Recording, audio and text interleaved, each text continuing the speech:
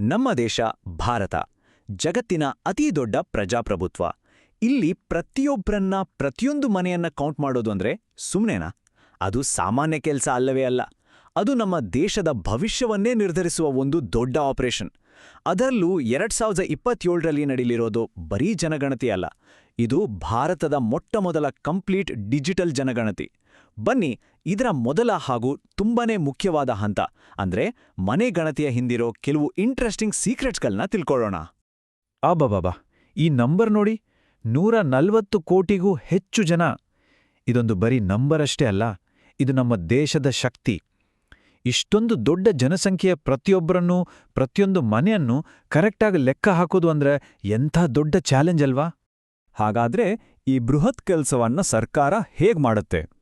ಇದರ ಹಿಂದಿರೋ ರೂಲ್ಸ್ಗಳಾದ್ರೂ ಏನು? ಯಾವ ರೀತಿ ಪ್ರೋಸೆಸ್ ಫಾಲೋ ಮಾಡ್ತಾರೆ? ಈ ಎಲ್ಲ ಪ್ರಶ್ನೆಗಳಿಗೆ ಉತ್ತರ ಇವತ್ತು ನಮಗೆ ಸಿಗಲಿದೆ. ಇವತ್ತು ನಮ್ಮ ಪಯಣದಲ್ಲಿ ಜನಗಣತಿಯ ಹಿಸ್ಟ್ರಿಯಿಂದ ಶುರು ಮಾಡಿ 2027ರ ಮೊದಲ ಹಂತದ ಪ್ರಕ್ರಿಯೆ ಹೇಗಿರುತ್ತೆ ಅಂತ ನೋಡ್ತೀವಿ. ಆಮೇಲೆ ಕಟ್ಟಡ ಮತ್ತು ಜನಗಣತಿ ಮನೆ ಮಧ್ಯೆ ಇರೋ ವ್ಯತ್ಯಾಸ ಏನು ಅಂತ ತಿಳ್ಕೋತೀವಿ.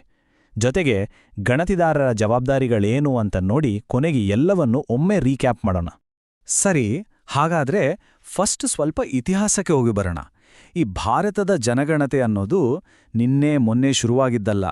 ಅದಕ್ಕೆ ಒಂದು ದೊಡ್ಡ ಇತಿಹಾಸವೇ ಇದೆ, ಸುಮಾರು 150 ವರ್ಷಗಳ ಇತಿಹಾಸ. ಗೊತ್ತಾ? ಭಾರತದಲ್ಲಿ ಮೊದಲ ಜನಗಣತಿ ನಡೆದಿದ್ದು 1872ರಲ್ಲಿ. ಅಲ್ಲಿಂದ ಇಲ್ಲಿವರೆಗೂ ಅಂದ್ರೆ 150 ವರ್ಷಕ್ಕೂ ಹೆಚ್ಚು ಕಾಲದಿಂದ ನಾವು ಈ ಡೇಟಾ ಕಲೆಕ್ಟ್ ಮಾಡೋ ಕೆಲಸವನ್ನ ಮಾಡ್ಕೊಂಡ್ಬಂದಿದ್ದೀವಿ.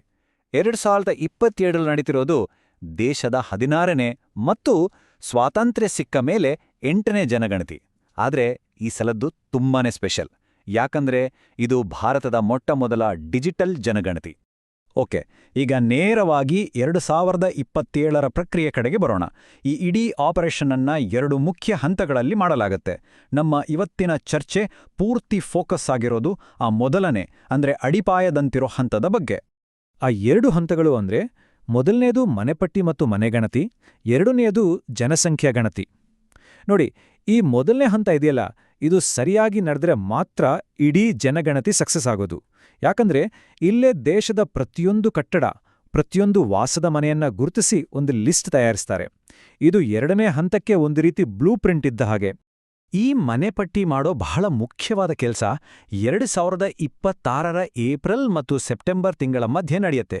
ಈ ಟೈಮಲ್ಲಿ ಲಕ್ಷಾಂತರ ಗಣತಿದಾರರು ದೇಶದ ಮೂಲೆ ಮೂಲೆಗೂ, ಪ್ರತಿಯೊಂದು ಹಳ್ಳಿ, ಪ್ರತಿಯೊಂದು ಸಿಟಿಗೂ ಹೋಗಿ ಮಾಹಿತಿ ಕಲೆಕ್ಟ್ ಮಾಡ್ತಾರೆ. ಸರಿ, ಈಗ ನಾವು ಈ ವಿಶ್ಲೇಷಣೆಯ ಅತ್ಯಂತ ಮುಖ್ಯವಾದ ಮತ್ತು ಸ್ವಲ್ಪ ಕನ್ಫ್ಯೂಸಿಂಗ್ ಆಗಿರೋ ಭಾಗಕ್ಕೆ ಬಂದಿದ್ದೀವಿ. ಜನಗಣತಿಯಲ್ಲಿ 2 ಪದಗಳನ್ನ ಬಳಸ್ತಾರೆ, ಕಟ್ಟಡ ಮತ್ತು ಜನಗಣತಿ ಮನೆ. ಕೇಳೋಕೆ ಒಂದೇ ಥರ ಇದ್ರೂ ಇವೆರಡಕ್ಕೂ ದೊಡ್ಡ ವ್ಯತ್ಯಾಸ ಇದೆ. ಅದೇನು ಅಂತ ನೋಡೋಣ ಬನ್ನಿ. ಇದನ್ನ ಒಂದು ಸಿಂಪಲ್ ಎಕ್ಸಾಂಪಲ್ ಮೂಲಕ ಅರ್ಥ ಮಾಡ್ಕೊಳ್ಳೋಣ. ಒಂದು ದೊಡ್ಡ ಅಪಾರ್ಟ್ಮೆಂಟ್ ಕಾಂಪ್ಲೆಕ್ಸ್ ಇದೆಯಲ್ವಾ, ಅದನ್ನ ಒಂದು ಕಟ್ಟಡ ಅಥವಾ ಬಿಲ್ಡಿಂಗ್ ಅಂತ ಅಂದುಕೊಳ್ಳಿ.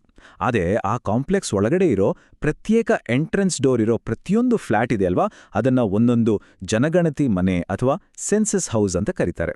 ಅಂದರೆ ಒಂದು ಬಿಲ್ಡಿಂಗ್ ಒಳಗೆ ಎಷ್ಟೊಂದು ಸೆನ್ಸಸ್ ಹೌಸ್ಗಳು ಇರಬಹುದು. ಓಕೆ, ಈಗ ಈ ಚಿತ್ರನ ಸ್ವಲ್ಪ ಗಮನ ಇಟ್ಟು ನೋಡಿ.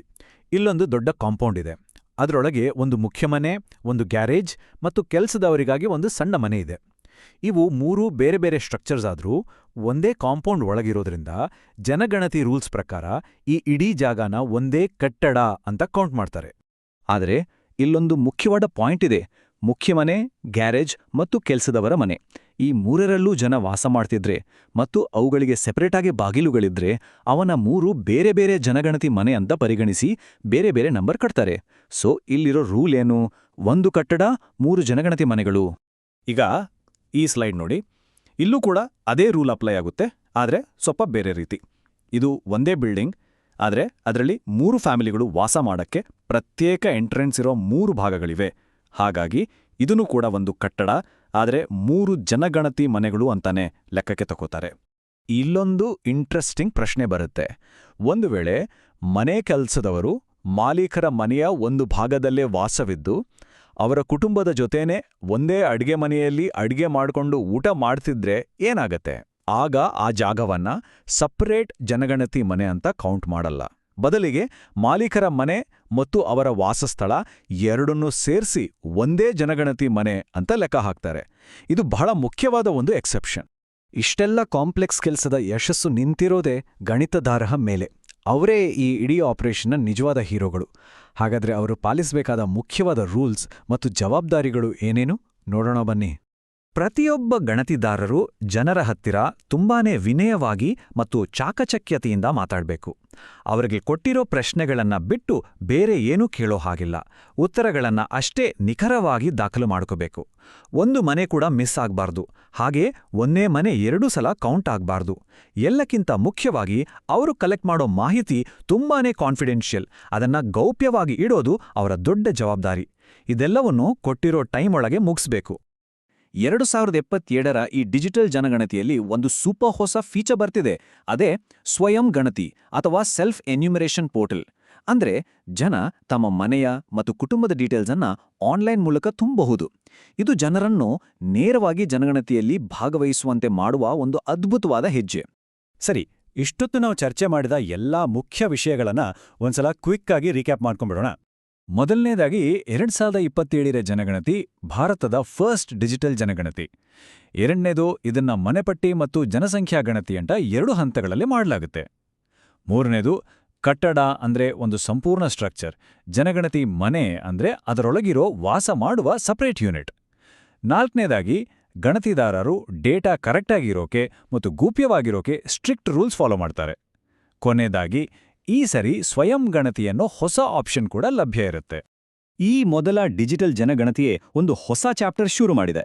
ಹಾಗಾದ್ರೆ ಟೆಕ್ನಾಲಜಿ ಇದೇ ರೀತಿ ಮುಂದುವರೆದ್ರೆ ಇನ್ನೊಂದು 10 ವರ್ಷದ ನಂತರ ನಡೆಯೋ ಮುಂದಿನ ಜನಗಣತಿಯ ಸ್ವರೂಪ ಹೇಗಿರ್ಬೋದು? ಸಂಪೂರ್ಣ ಆಟೋಮ್ಯಾಟಿಕ್ ಆಗ್ಬಿಡ್ಬೋದಾ?